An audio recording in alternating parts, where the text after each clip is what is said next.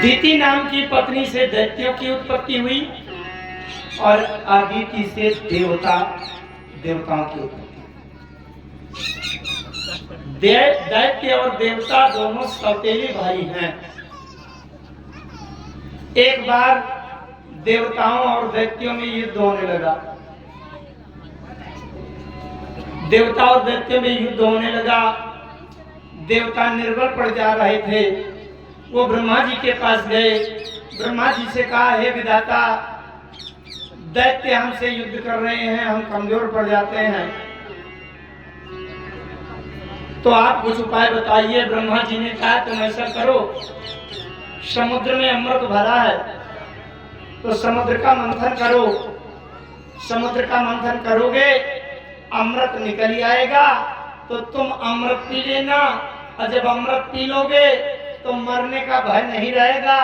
तो जब मरने की चिंता नहीं रहेगी तो धुआंधार युद्ध करना, फिर तुम जीत जाओगे। देवताओं ने कहा, मंथन करेंगे कैसे? अच्छा, जब दही मथती हो आप लोग, तो मथानी में रस्सी लपेटकर दो उसके छोर निकाल लेते हैं, अब दोनों तरफ से इसे खींचना पड़ता है। अब आजकल तो इलेक्ट्रॉनिक सिस्टम आ गया है, बटन दबाव मंथन हो जाता है, लेकिन मंथन की प्रक्रिया वही है, मथानी वाली। तो जब दो छोर को खींचना है और समुद्र का मंथन करना है, तो बड़ी दूर दूर वो रस्सी के छोर निकलेंगे, तो दो पार्टी होना चाहिए खींचने के लिए। देवताओं ने कहा, हम एक तरफ खींचेंगे तो दूसरी तरफ कौन खींचेगा?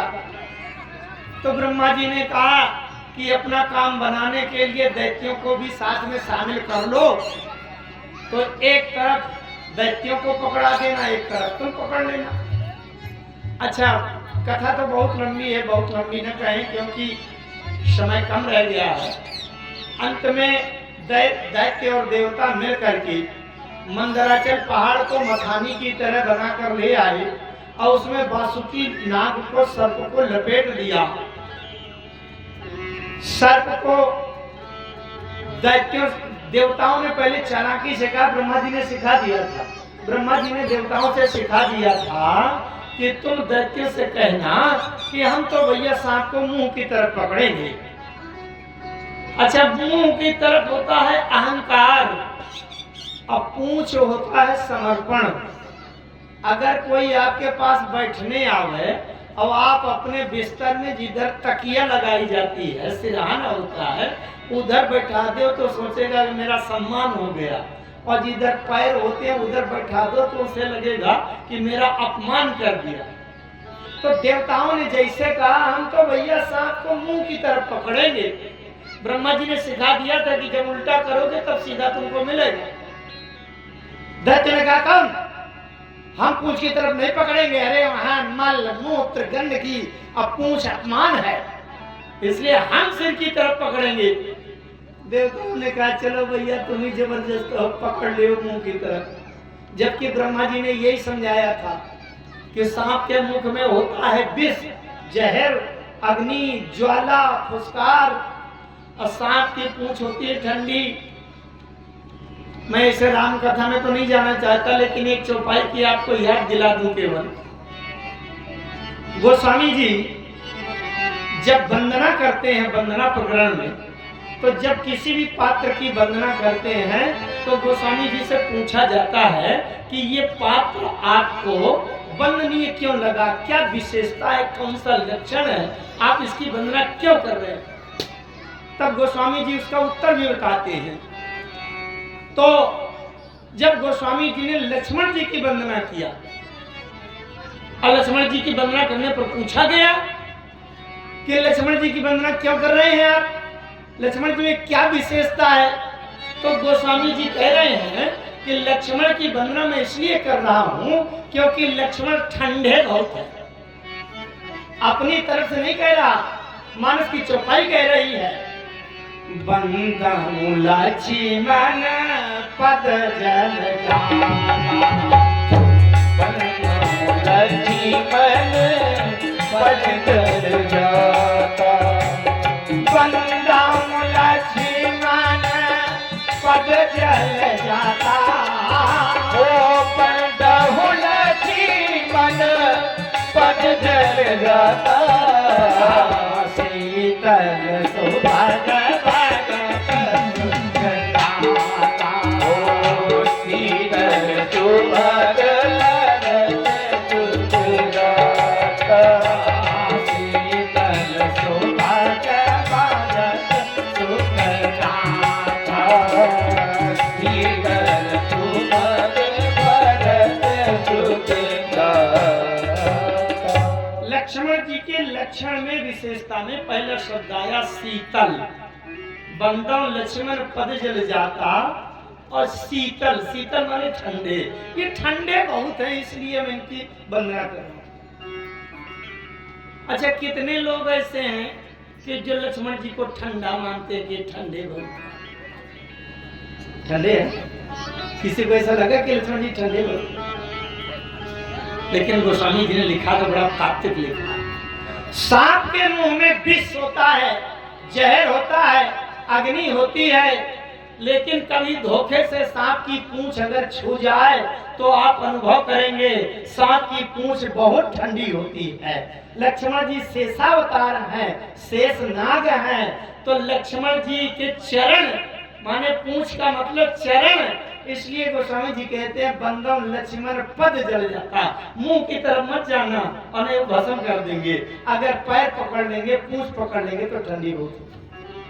ब्रह्मा जी ने देवताओं से कहा कि सांप को मुंह की तरफ से नहीं पकड़ना, लेकिन जब तुम कहोगे हम तो भैया तुम मुंह की तरफ पकड़ेंगे, तब दैत्य कहेंगे नहीं मुंह की तरफ हम पकड़ेंगे, तो तुम चुपचाप उनको मुंह पकड़ा देना, तुम पूंछ पकड़े रहना।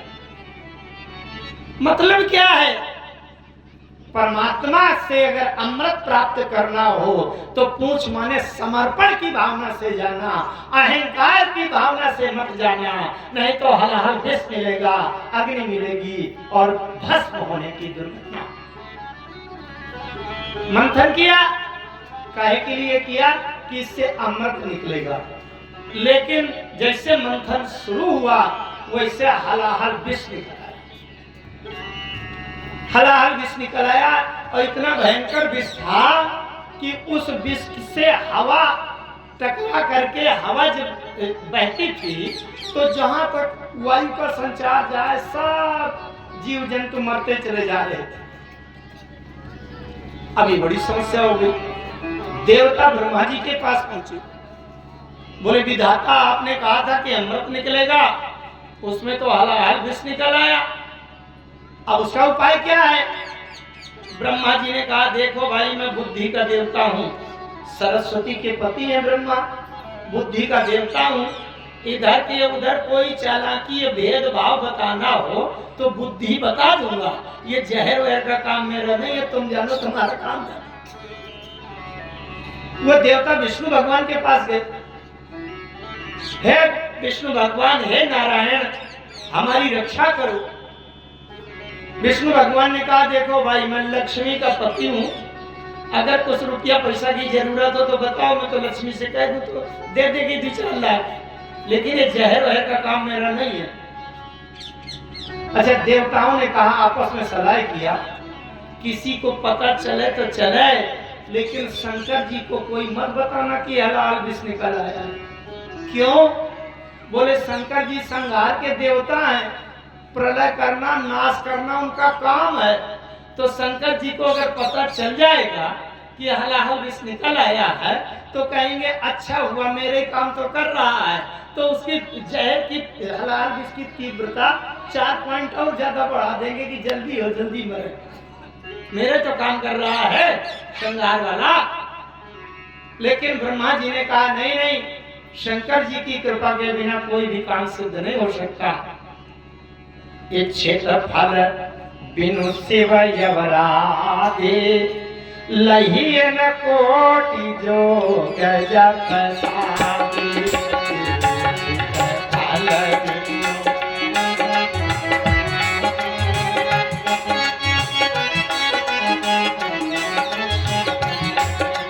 लहियन कोटि जोग जप साधे।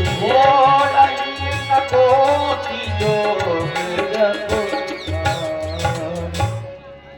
तो शंकर जी के आशीर्वाद के बिना कोई काम सिद्ध सफल नहीं हो सकता। देवता शंकर जी के पास गए, बोले भोलेनाथ त्रिलोकीनाथ, हलाहल विष निकल आया है। शंकर जी ने ये नहीं सोचा कि मेरे काम कर रहा है अच्छा हुआ।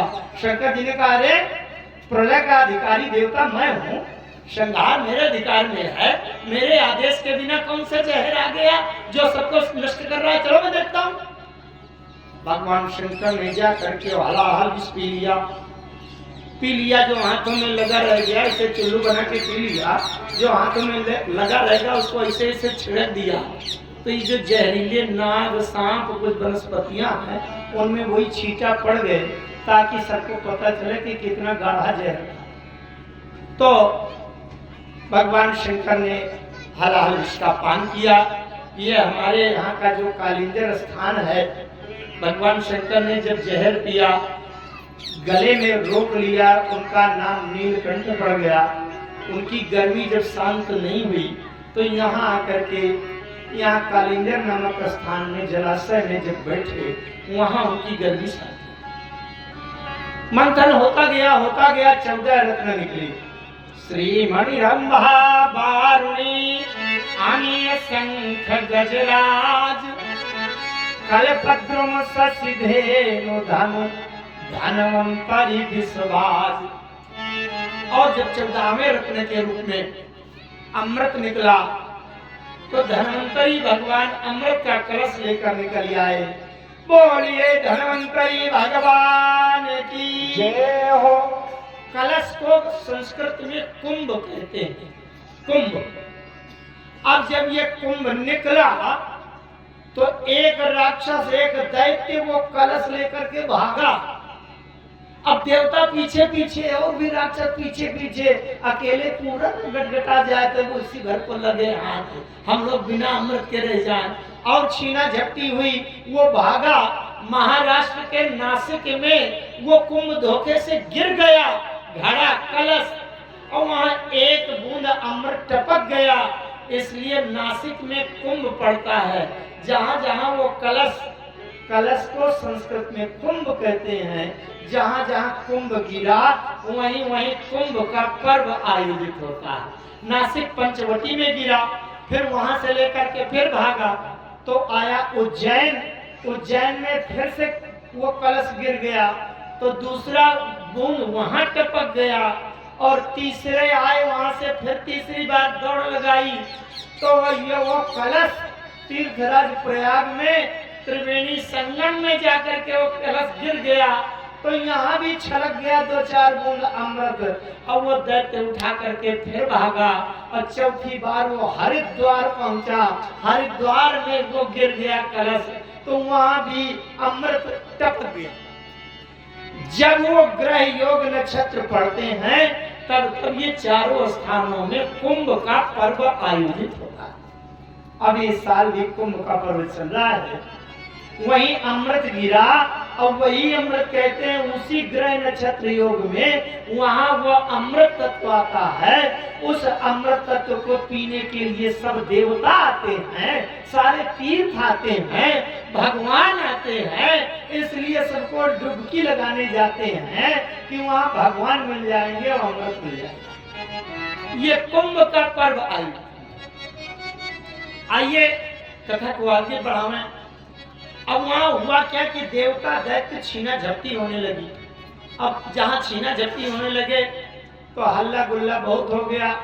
मोहिनी भगवान प्रकट हो गए। भाई देवता तो वैसे डरते थे, दैत्य वैसे शरीर से ज्यादा शक्तिशाली, तो देवताओं को मारा भी धक्का, देवता उधर गुड़ी आ गए। मोहिनी भगवान प्रकट हो गए। मोहिनी भगवान इतने सुंदर थे कि देख करके सब कोई मुग्ध हो जाए, इतना सौंदर्य था। भगवान ने जब बने मोहिनी भगवान ने दैत्यों को देखा, बोले तुम इतने बहादुर हट्टे कट्टे और बहुत अच्छे लगते हो, मेरा तो मन होता है कि मैं आपे के पास रह जाऊं। अरे दैत्य तो बिल्कुल पिघल गए कि ये इतनी सुंदर हमारे साथ रहने को कह रही है। देवता तो इसी ताक में रहते हैं, सुंदरी कहाँ मिले। लेकिन मोहिनी भगवान ने कहा कि सुनो भाई मैं रहना तो आपके पास चाहती हूँ, लेकिन ये लड़ाई झगड़ा मुझे पसंद नहीं है, सिर में दर्द हो रहा है, इसलिए मैं छोड़ करके जा रही। दैत्यों ने कहा कि अब हमने मंथन किया है, अमृत मिला, अब अगर लड़ाई झगड़ा न करें तो ये अमृत पूरा छीन ले जाएंगे तो हमको क्या मिलेगा, इसलिए अपना हक लेने के लिए लड़ाई हो तो लड़ना पड़ेगा। मोहिनी भगवान ने कहा अच्छा एक बात है, मैं अगर तुमको ये झगड़ा निपटा दूं और तुमको अमृत पिला दूं तो क्या फिर परेशानी है, लड़ाई कोई जरूरी है क्या? अरे दैत्यों ने कहा ऐसा कर दो तो बहुत अच्छा हो जाए। तो मोहिनी भगवान ने दैत्यों के एक ऐसी बात बता दिया, ध्यान से सुनना मजा आ जाए। मोहिनी भगवान ने दैत्यों के कान में कह दिया सुनो, जैसे तुम्हारे घर में मट्ठा होता है, जब दही का मंथन करके मट्ठा भरती हो उसमें कुछ पानी मिला देती हो, अब अगर 4-6 घंटा मटकी में मट्ठा रखा रहे तो गाढ़ा गाढ़ा नीचे हो जाता है, पानी पानी ऊपर हो जाता है, 4 घंटे में होता है कि नहीं। तो मोहिनी भगवान ने दैत्यों से कह दिया सुनो, ये लाखों साल का धरा हुआ कलश है, तो गाढ़ा गाढ़ा अमृत नीचे है पेंदी में और ऊपर पानी पानी है, तो झगड़ा बचाने के लिए पानी देवताओं को पानी पिला देने दो और तुमको मैं असली वाला गाढ़ा वाला नीचे का पिलाऊंगी। अरे दैत्य ने कहा ये तो हमारी बड़ी हित ऐसी है भैया, पिलाओ पिलाओ पिलाओ। दैत्य ने कहा हाँ पिला दो देवताओं को। हर दैत्य ये सोचता था कि और 2-4 चम्मच निपट जाए और नीचे का तली वाला मिले गाढ़ा गाढ़ा, तो सब दैत्य बैठे थे आराम से, पिला देने दो, हमको तो चुपचाप बता के गए कि तुमको गाढ़ा वाला पिलाऊंगी। अब अमृत कहीं कोई गाढ़ा फीका होता ही नहीं है, अमृत तो अमृत होता है। देवताओं को पिला रही थी मोहिनी भगवान, उतने में सूर्य और चंद्रमा के बीच में राहु बैठ गया, सिंहिका का पुत्र राहु, और राहु को भी एक बूंद ऐसे हाथ में टपकाया और राहु ने जैसे जीभ लगा के चाटा, वैसे सूर्य चंद्रमा ने कहा किसको पिला दिया ये देवता नहीं है। अरे मोहिनी भगवान ने कहा देवता नहीं है। मोहिनी भगवान ने अपना रूप गायब किया, श्री हरि नारायण का रूप प्रकट हो गया और हाथ में चक्र निकल आया और चक्र से काट दिया उसका गला। ये सोचा कि अभी अभी चाटा है, शायद नीचे तक अमृत न गया हो और कट जाए तो मर जाए, लेकिन अमृत असली वाला अमृत था, नकली नहीं, डुप्लीकेट नहीं था। असली अमृत जैसे जीभ में लगा पूरे शरीर उसका अमर हो गया, जीवन अमर हो गया। अब चक्र से काट दिया तो कटने के बाद ऊपर का हो गया राहु, नीचे का हो गया केतु, तो एक के 2 हो गए राहु और केतु। इस प्रकार से जब वो मंथन हो रहा था तो मथानी पहाड़, मंदराचल पहाड़ की जो मथानी थी समुद्र की पेंदी में दलदल में धंस रही थी, वो चल नहीं पा रही थी। तो भगवान श्री हरि नारायण कच्छप रूप बना करके उस मंदराचल पहाड़ के नीचे से बैठ गए और ऊपर मथानी चलती रही। इस प्रकार से समुद्र मंथन में कच्छप भगवान के अवतार की कथा और मोहिनी भगवान के अवतार की कथा, सब भगवान के अवतारों की कथाएं हैं चल रही। अच्छा, किसको किसको पता है कि आपको अमृत मिला है कि नहीं? 1 मिनट की बात ध्यान से सुन लेना। हमको अमृत मिला है, ये किसको किसको पता है? जिसको पता हो हाथ उठावे। नहीं पता? अच्छा, किसको किसको ये पता है कि हम अमर हैं? देखिए, थोड़ी सी तात्विक बात है। हमारे जीवन के 2 भाग हैं, एक भाग है ये शरीर देह और दूसरा भाग है आत्मा प्राण। समझ रहे हैं? जो लोग अपने शरीर को ही जीवन माने हैं, मैं इतना सुंदर, मैं इतनी ऊंची जाति का, मैं इतना रईस, मैं इतना बड़ा अधिकारी, जिसने अपने शरीर को ही जीवन मान लिया निश्चित है कि वो मर जाएगा, क्योंकि नियम है जातस्य ही ध्रुव मृत्यु, जिसका जन्म हुआ है उसकी मृत्यु निश्चित है। अगर आप अपने शरीर को अपना जीवन माने हैं तो आप अमर नहीं हैं। और जो अपने आत्मज्ञान में केंद्रित हो गए हैं, हमारा जो प्राण तत्व है, आत्मा तत्व है, जो आत्मज्ञान में केंद्रित हो गए हैं, वो कभी मरता नहीं है। न जायते म्रियते वा कदाचिन नायं भूत्वा भविता वा न भूया। ये आत्मा कभी मरता नहीं है। इसलिए आत्मज्ञान, ये कथा क्यों सुनाई जाती है? देहवाद के अहंकार से आगे बढ़कर हम आत्मज्ञान में स्थित हों, अपने प्राणों को समझें, प्राणनाथ को जानें, आत्मा से परमात्मा को जोड़ने का रहस्य समझें। इस प्रकार से ये समुद्र मंथन में मोहिनी भगवान, कच्छप भगवान, इनका प्राकट्य हुआ। अब आगे कथा आती है वामन भगवान की। प्रहलाद के पुत्र हुए विरोचन, विरोचन के पुत्र हुए बलि। बलि यज्ञ कर रहे थे। 100 यज्ञ पूर्ण हो जाने पर इंद्र का पद मिलता है। इसलिए बलि यज्ञ कर रहे थे। इंद्र को घबराहट हुई। कुछ लोग ऐसा है कि अगर कोई धर्म का, दान का कोई काम करने लगे तो गांव के लोग शंका करने लगते हैं कि लगता है प्रधानी लड़ने की तैयारी कर रहे हैं, क्योंकि बहुत चीजें बंटवा रहे हैं।